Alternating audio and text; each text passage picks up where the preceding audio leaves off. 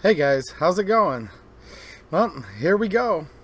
It's now being reported by the Associated Press, and I'm going to share this with you in 1 second, that the Fargo shooter used a binary trigger.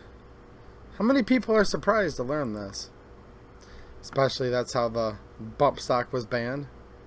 Braces were allegedly used in instances, and here we are.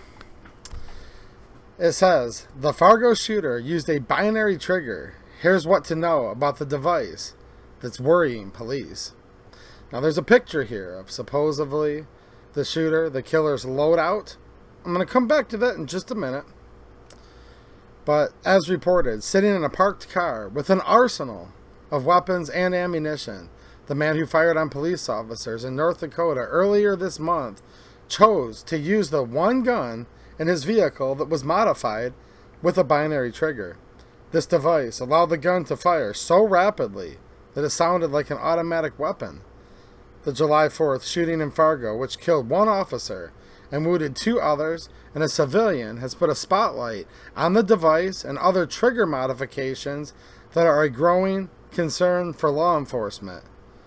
Guys, the ATF's going to be probably, I hope this isn't true, but in my opinion, coming for binary triggers, and probably very quickly. Now don't confuse a binary trigger for a forced reset trigger. They've already declared those to be so-called machine guns. These are binary triggers, and if I were a betting man, I know where I'd put my money on what the ATF's going to be doing very soon. Mohammed, 37, opened fire on the officers as they responded to a car attack. He shot from his vehicle loaded with guns, a homemade grenade, gasoline canisters, propane tanks containing improvised explosives, and more than 1,800 rounds of ammunition, police said. He was finally killed by a fourth officer who returned fire. And this is a tragedy, and I'm not happy about this at all. I'm just saying the obvious that you're all thinking right now. But of course, it comes out that he used a binary trigger. I mean, this is how the ATF's able to get the public behind all of these arbitrary and capricious bans and infringements upon our natural right to keep and bear arms, protected by the Second Amendment. North Dakota Attorney General Drew Wrigley said on Friday that he believes the violence could have been the beginning of a bigger attack, and that wouldn't surprise me either. As the downtown Fargo Street Fair and the Red River Valley Fair were underway, Wrigley noted that he had 4 semi-automatic handguns and 3 semi-automatic rifles, but only one of them, the one he picked to go on his shooting rampage, had a binary trigger. Here's a look at the device, regulations around binary triggers and how they differ from bump stocks. It says, what is a binary trigger?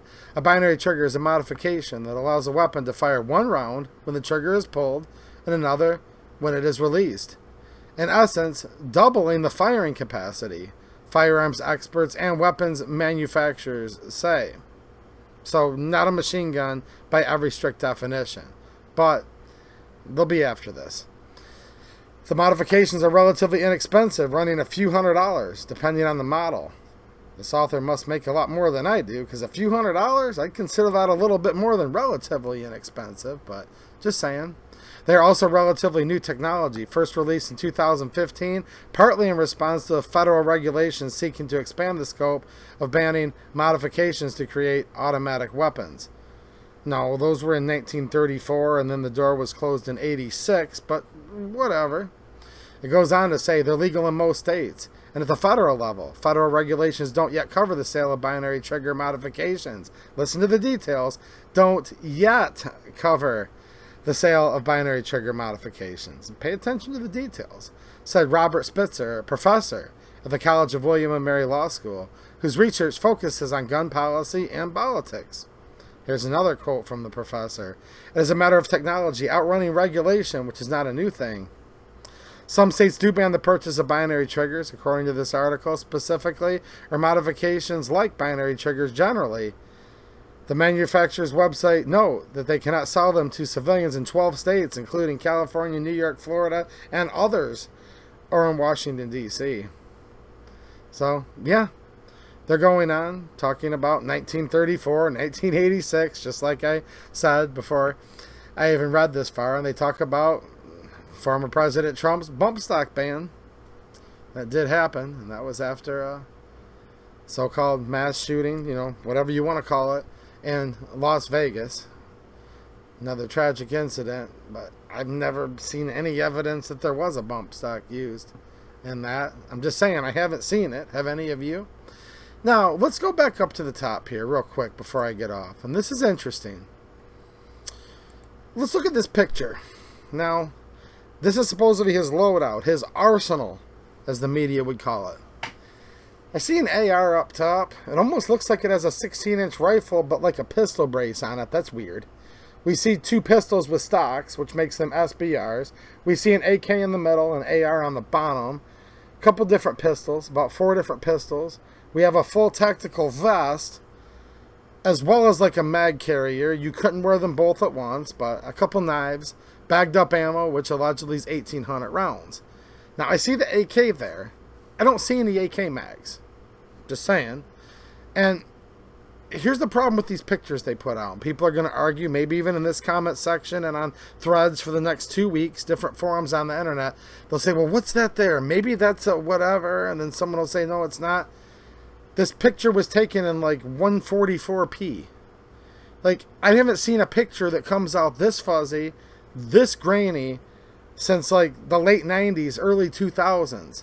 Now, here's the interesting part as I scroll through here. Here's the spread of pictures as part of this article. So look at the resolution here. I know I'm showing picture in picture. I'll leave a link to this article in the pinned comment, so make sure you guys check that out. Now let's go to the next picture. Boom. We're in like 1080p 4K resolution here, like ultra high definition. Let's go to the next one. This is at the city of Fargo. Look how clear this picture is. Like, I can literally see like the grain of the carpeting here, and like I can count the stars on the flags in the background. Now let's go to the next picture where it's showing the car with the different evidence numbers there. I can see the sunglasses. I can see, you know, that his tire pressure is a little higher in the driver's front wheel than the rear, and you can just see everything. You can like see the little pieces of aggregate in the asphalt. This is how modern pictures are taken by professional photographers. Let's come back here. Now look, I'm just saying, and you guys can decide what you want, but they used a binary trigger, they're asserting. I have nothing to refute that. I wasn't there, but this picture's just so grainy and so low resolution, I can't make out whether there's one on any of those or not. I'm looking at the magazine assortment here. It doesn't really quite match the guns. I don't know. Let me know what you guys think. But either way, you can see no matter what. As reported, he's using a binary trigger. And they're saying there hasn't yet been any federal regulation on these. So I hope I'm wrong so much. But do not be surprised when we see binary triggers on the next ATF rule. Alright guys, let me know what you think down in the comments. And you guys can check out this article by looking down in the pinned comment. Thanks for watching. And have a good one.